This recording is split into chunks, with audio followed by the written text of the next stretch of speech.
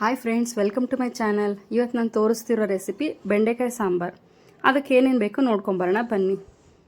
ನಾನಿಲ್ಲಿ ಸ್ವಲ್ಪ ಬೆಂಡೆಕಾಯಿ ತೊಗೊಂಡಿದ್ದೀನಿ. ಸಣ್ಣ ಕಟ್ ಮಾಡ್ಕೊಂಡು ಅದನ್ನು ಹುರ್ಕೊಳ್ಳೋಣ. ಸ್ವಲ್ಪ ಆಯಿಲ್ ಹಾಕಿದ್ರೆ ಚೆನ್ನಾಗಿ ಹುರ್ಕೊಳ್ಳುತ್ತದು. ನೋಡಿ, ಹುರಿದಿದ್ದಾದಮೇಲೆ ಇಷ್ಟ ಆಗುತ್ತೆ. ಇಷ್ಟು ಹುರ್ಕೊಂಡ್ರೆ ಸಾಕು. ನೆಕ್ಸ್ಟ್ ರುಬ್ಕೊಳ್ಳೋಕೆ ಏನೇನಂದರೆ ಸ್ವಲ್ಪ ತೆಂಗಿನಕಾಯಿ, 1-2 ಸ್ಪೂನಷ್ಟು ಕಡಲೆ, 1-2 ಸ್ಪೂನಷ್ಟು ಸಾಂಬಾರು ಪೌಡರ್, 1/2 ಸ್ಪೂನಷ್ಟು ಖಾರದ ಪುಡಿ, ಸ್ವಲ್ಪ ಹುಣಸೆ ಹಣ್ಣು, ಸ್ವಲ್ಪ ಟೊಮೆಟೊ, ಒಂದು ಅರ್ಧ ಹಾಕಿದ್ದೀನಿ ನಾನು ಟೊಮೆಟೊ, ಅರ್ಧವಷ್ಟು.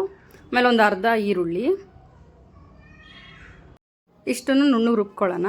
ನೆಕ್ಸ್ಟ್ ಏನು ಮಾಡೋಣ ಅಂದರೆ ಒಂದು ಪಾತ್ರೆಗೆ 1-2-3 ಸ್ಪೂನಷ್ಟು ಎಣ್ಣೆ ಹಾಕೋಣ. ಎಣ್ಣೆ ಕಾದಿದ ನಂತರ ಸಾಸಿವೆ, 1 ಸ್ಪೂನಷ್ಟು ಜೀರಿಗೆ, ಆಮೇಲೆ ಸ್ವಲ್ಪ ಹಿಂಗು ಹಾಕಿದ್ರೆ ಒಳ್ಳೆಯದು, ಗ್ಯಾಸ್ಟ್ರಿಕ್ ಆಗೋದಿಲ್ಲ, ಆಮೇಲೆ ಟೇಸ್ಟು ಚೆನ್ನಾಗಿ ಕೊಡುತ್ತೆ. ಆಮೇಲೆ ಹೆಚ್ಚಿಟ್ಕೊಂಡಿರುವ ಈರುಳ್ಳಿ ಹಾಕೋಣ. ಆಮೇಲೆ ಸ್ವಲ್ಪ ಕರಿಬೇವು, ಚೆನ್ನಾಗಿ ಫ್ರೈ ಮಾಡ್ಕೊಳ್ಳೋಣ. ಫಸ್ಟು ಈರುಳ್ಳಿ ಫ್ರೈ ಆಗಿದ್ದಾದಮೇಲೆ ಟೊಮೆಟೊ ಹಾಕ್ಕೊಳ್ಳೋಣ. ನಿಮಗೆ ಟೊಮೆಟೊ ಇಷ್ಟ ಆದರೆ ಜಾಸ್ತಿ ಹಾಕ್ಕೊಳ್ಳಿ, ಇಲ್ಲಾಂದರೆ ಬೇಡ.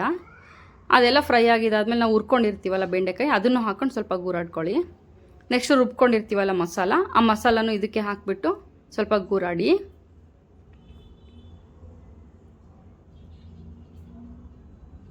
ರುಚಿಗೆ ತಕ್ಕಷ್ಟು ಉಪ್ಪು,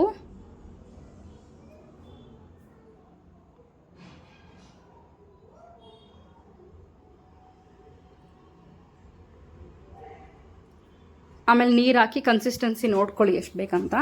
ನೀರು ಹಾಕಿದಾದ್ಮೇಲೆ ಸ್ವಲ್ಪ ಕೊತ್ತಂಬರಿ ಸೊಪ್ಪು ಹಾಕಿ ನೋಡಿ, ಕುದಿಯೋಕ್ಕೆ ಸ್ಟಾರ್ಟ್ ಆಗುತ್ತೆ. ಕುದಿಯೋಕ್ಕೆ ಸ್ಟಾರ್ಟ್ ಆದಮೇಲೆ ನಮಗೆ ಬೆಂಡೆಕಾಯಿ ಸಾರು ರೆಡಿ ಟು ಈಟ್. ಇದು ಮಕ್ಕಳಿಗಂತೂ ತುಂಬ ಒಳ್ಳೆಯದು, ಮೆಮೊರಿ ಪವರ್ ಇಂಪ್ರೂವ್ ಆಗುತ್ತೆ, ತುಂಬ ಚೆನ್ನಾಗಿರುತ್ತೆ ಟೇಸ್ಟು. ಮುದ್ದೆಗೆ, ಅನ್ನ ಸಾರಿಗೆ ತುಂಬ ಚೆನ್ನಾಗಿರುತ್ತೆ, ಅನ್ನಕ್ಕೆ. Thanks for watching my channel. Please subscribe ಮಾಡಿ.